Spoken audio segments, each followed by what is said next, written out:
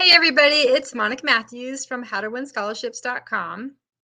I put out recently on my scholarship Facebook group to parents asking if they had any ideas of videos that I could make for them, things that they needed help on in the scholarship process.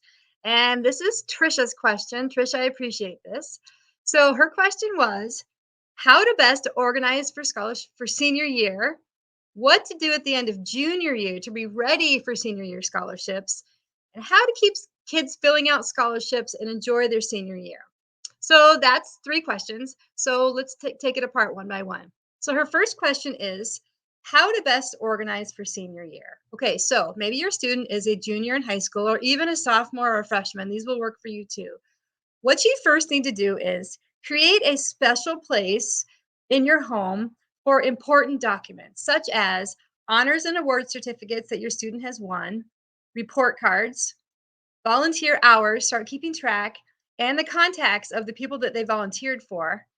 And also to keep building your scholarship list, have a place for your scholarship list, whether it is my scholarship toolkit organizer that you can get on my website, or a notebook that you're just writing down. This one's for freshmen, this one's for sophomores, this one's for juniors. So you need a place for all of these things. Otherwise, it's going to be like, oh, I left that over there, and I thought this is over here, and it really will save you a ton of time. Trust me, because I've been through this, where you have all of these things in one place. So that is the first thing you need to do to organize as with a current high school junior or younger. Okay, her second question was what to do at the end of junior year to be ready for senior year scholarships. And my number one tip for this is get your letters of recommendation. Before school is let out for the summer, get those letters of recommendation. Have them in hand because there are tons of scholarships that with summer due dates, and people are surprised about that these students can be applying for over the summer. And if you don't have your letters of recommendation, you can't get a hold of your teachers. And remember, you don't have to ask teachers. You could ask your pastor, a club representative, whoever's in charge of the organization, somebody that you volunteered for. They could write you a letter of recommendation. But if you're specifically looking for a teacher, you need to ask them before summer is over. Another reason for that is also because the early deadline scholarships, say the ones in September or October, there are going to be all kinds of seniors asking teachers for letters of recommendation early in the senior year. If you've already gotten them in the junior year, you are one step ahead of all of those kids, and your teachers will appreciate that because I know they have a lot to do too. So, okay, letters of recommendation. Have your list growing and ready. If you come across a scholarship that is open to, say, college freshmen, but your student is a high school junior, not a senior yet, have a special place, have a list for scholarships for high school, for college freshmen, have a list for college sophomores, juniors, seniors, grad school, and beyond. So instead of just clicking away or turning that page and saying, oh, they don't qualify for it, find a place to put it if you think they will qualify in the future. Or if you have younger kids, maybe they'll qualify in a few years. So have your list always growing and ready. Be aware of scholarships with summer deadlines. Take a look. They're not going to have as many applicants because a lot of kids don't even think about scholarships in the summer. So you'd be one step ahead again if you research summer scholarships. Volunteer. If you're not sure what to do, I have a list on my website of tons of different volunteering opportunities. If your student is too busy, maybe they're working a part-time job, you're going on vacation, have them start their own project. All three of my boys did this. I get it. Kids are so busy. Part-time jobs, school, academics, clubs, etc. If they can start their own volunteer project, they can do it in their own time, on their own hours. They are now the founder or the originator, the creator of this project, and they can just do what works for them as long as it's something that they truly enjoy. All three of my boys, their projects had to do with something that they either experienced or they loved or what they might want to do in the future for a job. So in the summer, you can be volunteering, and you can also be volunteering to find out what you might want to do. I mean, some kids think I want to be a doctor, but if they volunteer in the summer at a hospital, they might find out this is not what I want to do. Maybe a different facet of medicine is best for them. So volunteering in the summer is something they can do. Okay, the last part of Trisha's question was how to keep kids filling out scholarships and enjoy their senior year. And again, I get it. Kids are so busy. Even now, like with dual enrollment, they're in college, they're in high school, they're doing all these things. They're very, very busy.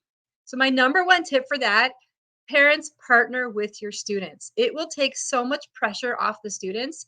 What do I mean by that? Mom or dad finds a scholarship, the student writes the essay. The mom is the organizer and tells them, okay, this is when this essay is due. And the students know that there's something coming up. Mom's going to tell me when it's due. I need to be writing this much on this day. So partner with your student. That takes a ton of pressure off. The other thing that's really important, and we probably don't talk about it enough, is you need to have an open and honest conversation with your student about how much college actually costs. I mean, do you know how much college actually costs? If you're like me and you graduated way back then, I graduated from college in 1989. The amount that we paid for my college compared to that same college today is probably 4 times as much. College has increased so much. I worked a part-time job to pay for a bulk of my college. I could not do that today where I went to school. It wouldn't be enough money. It's too much. So if you have an open and honest discussion with your students about this is how much we've saved for college or haven't saved, this is how much we can contribute per month, and this is how much your dream school costs. Students are going to think about that and think, oh my gosh, I really want to go to this school. I better apply for scholarships. I need to do my part if I'm going to be able to go to this school. And starting early is the best way to do it because you're going to have more chances to win. You're going to find more scholarships and you're going to get smarter about applying as they get used to applying. So you want to get those numbers out there. Make additional college visits. You can do that now at the end of junior year. You can do it in the summer. Now, in the summer, the students might not be there, but you can get a feel for the campus. You can feel how far away it is, if it's a plane trip or so many hours away, what the area is. All of these things gets kids excited about college again. And when they're really bored, like, I don't want to write this essay, it's so hard. Start talking about these things, help them make a list of ideas for the essay, partner with them. I remember my middle son had a hard time writing essays, and he would sit at a blank computer screen for hours. Like I would come down, check on him, he was in the basement, and it would still be blank. And I realized he needs my help. So I sat down with him and said, okay, what's the prompt? What are you good at? What are you about that you can bring into this essay to correlate it with the question to help answer the question? And we made a list of his strengths. We made a list of the things that he liked about this organization, that he could bring in the mission statement, all of these things. And all of these things are in my scholarship guide ebooks. But I just wanted to touch upon these for people who are wondering, what can you do now? So hopefully that helped you. And like I said, all of these things are in my ebooks, How to Win College Scholarship.